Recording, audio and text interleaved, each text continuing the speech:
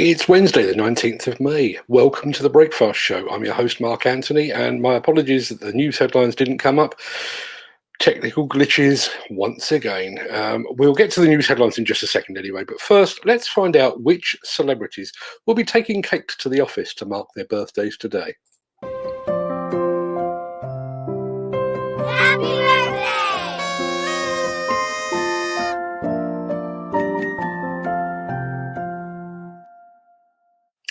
Yes, we have a new clip for the celebrity birthday section. I honestly can't even remember why I started announcing these on a construction and demolition news show.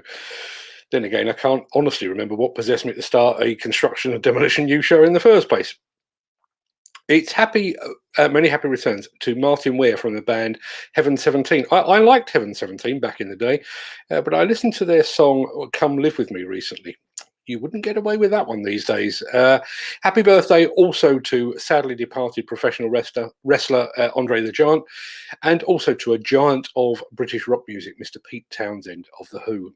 When I was growing up in London, South London, in the 1970s, The Who's rehearsal space was literally directly opposite my school. This was during their Tommy phase, and we actually saw the band that often that everyone largely ignored them. The fragility of fame, eh? You've seen the new birthday clip, but the tweaks and improvements to the show are not done quite yet. So have a look at this.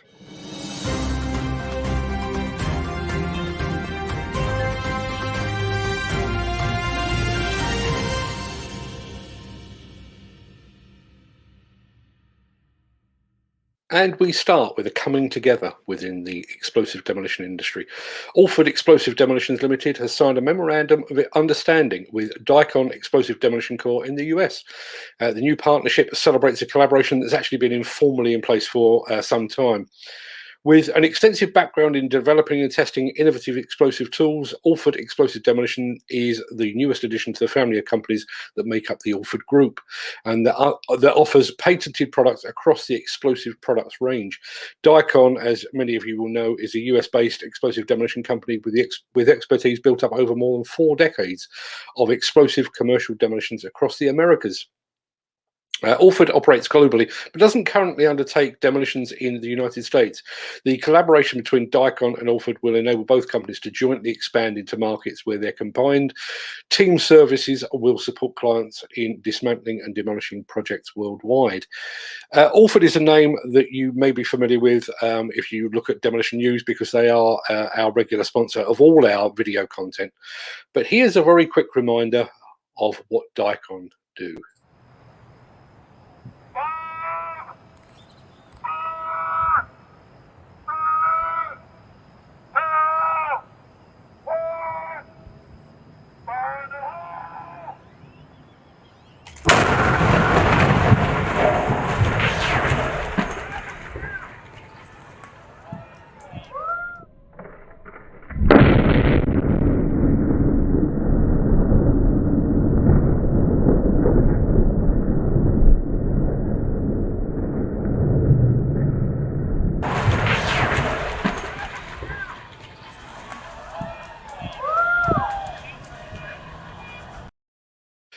And we certainly wish both companies the very best of luck with their new collaboration. Now, if you didn't know it already, hydrogen-powered construction and demolition equipment is headed your way at a rate of knots. We brought you the news that JCB now has an engine division focused specifically upon hydrogen engines for construction equipment and for other unspecified vehicles. Who knows what that means? And now comes the news that Volvo has opened the first hydrogen fuel cell test lab. The lab has been created as part of Volvo's stated ambition to be fossil fuel free. Try saying that after a few pints. Fossil fuel free by 2040. Let's take a look. So let's talk a little bit about hydrogen.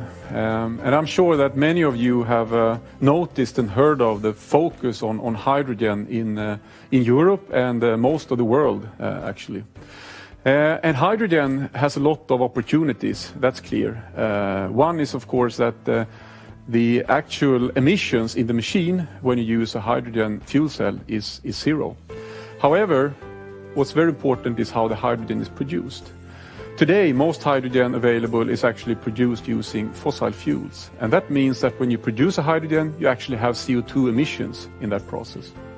So from a well-to-wheel approach, that's really not a good solution. So critical is that the hydrogen is produced using green energy or energy from renewable power sources like wind and solar. So that's really, really key, and I think a lot of focus is going on in that area. Other challenging areas is still also logistics or infrastructure on how the hydrogen actually will be distributed and how it will be available in the marketplace. So many opportunities, but still many things to work on as well.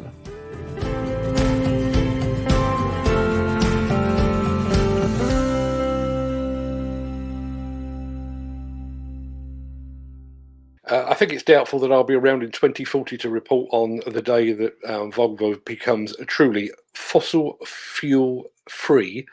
But hats off to them for this significant investment.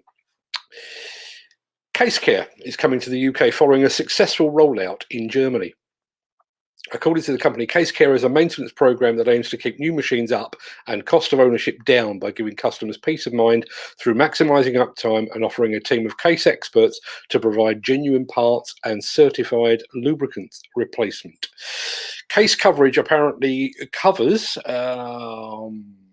standard planned maintenance as indicated in the operator manual, so that's up to 6 years or 8,000 hours, genuine parts and certified lubricant replacements, and case-trained service technicians, expertise and labour. Interesting move from the folks at Case. Now, before we get on to the final section today, which is an idle boast from me, I'm afraid, allow me to mention today's hat. Our Round the World in a Dozen Hats tour today calls in upon the land of the rising sun, courtesy of this fine specimen from our friends at Komatsu. Were it not for ongoing quarantine restrictions, I would actually be going to Japan in just a few weeks' time, and I'm absolutely gutted this isn't happening. I was there a few years ago as part of the European Demolition Association study tour, and it was a trip of a lifetime. Absolutely incredible place. If you're that way inclined, you can still catch my podcast that I recorded literally while walking down a mountain in Kobe and on a bullet train going down to Tokyo. You can find a link to that in today's show notes. And speaking of the podcast, as we sort of were,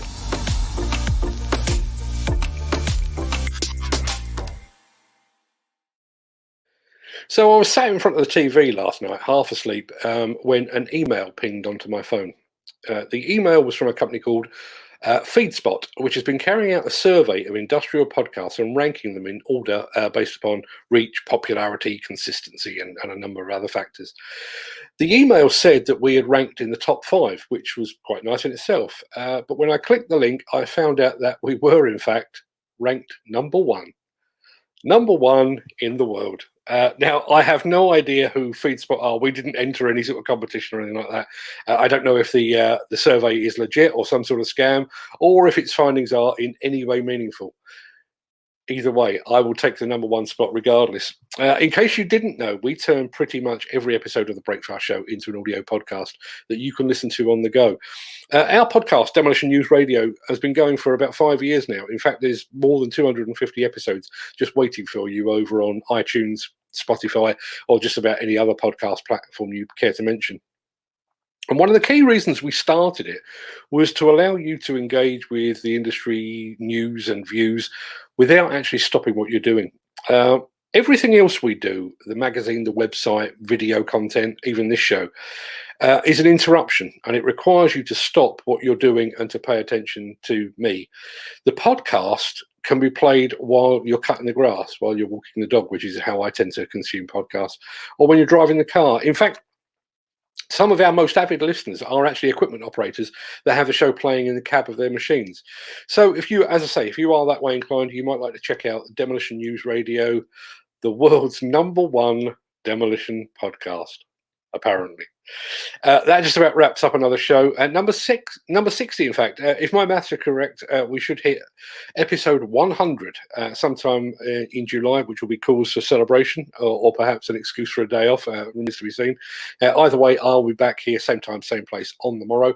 But don't forget, we're back here at 4 o'clock this afternoon with our special Where Are the Disruptors show, in which we will be discussing where the Tesla of the plant world might come from. We're going to be joined by 2 very special guests who, in addition to answering our questions, are also available to answer yours as well. That show will be broadcast live at 4 p.m, as I say, that's UK time, both here on Facebook and on the Diggers and Dozers YouTube channel as well. Join us if you can. It promises to be a good one.